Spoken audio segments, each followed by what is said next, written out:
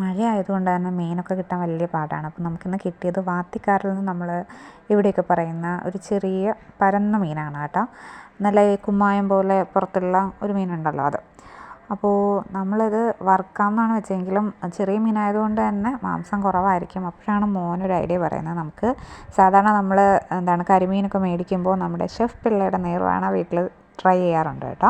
നമ്മുടേതായ രീതിക്ക് ചെയ്ത് നോക്കും, പക്ഷേ ഒരു അസാധ്യ ടേസ്റ്റാണ്. നമ്മൾ മീൻ വറുത്തത്, മീൻ കറിയൊക്കെ മാത്രം കഴിച്ചിട്ടുള്ളവർക്ക് അതൊരു സ്പെഷ്യൽ ടേസ്റ്റാണ്.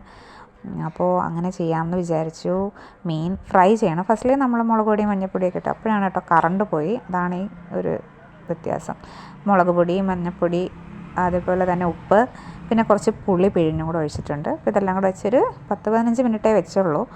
അപ്പോൾ അത് മസാലയൊക്കെ ആക്കി നമ്മൾ ഫ്രൈ ചെയ്യാൻ വെച്ചു. അതിന് ശേഷം നമ്മൾ ഫ്രൈ ചെയ്ത മീൻ പിന്നീട് ബാക്കി നമ്മൾ ചട്ടിയിലാണ് കേട്ടോ ചെയ്യുന്നത്. അതിലേക്ക് നമ്മൾ ഈ ഫ്രൈ ചെയ്ത മീൻ ഇട്ടതിന് ശേഷം തേങ്ങാപ്പാൽ, ഒരു അരമുറി തേങ്ങയുടെ തേങ്ങാപ്പാൽ എടുക്കുന്നുണ്ട്. അതൊഴിച്ച് അതിലേക്ക് ഒരു ചെറിയ പീസ് ഇഞ്ചി ചെറുതായി അരിഞ്ഞത്, 2 പച്ചമുളക്, അതേപോലെ തന്നെ ഒരു ചെറിയ തക്കാളി. ഇപ്പോൾ തക്കാളിക്കും വില കൂടിയിരിക്കുന്ന സമയമായതുകൊണ്ട് കുഞ്ഞ് തക്കാളിയാണ് കിട്ടുന്നത് നമുക്ക്.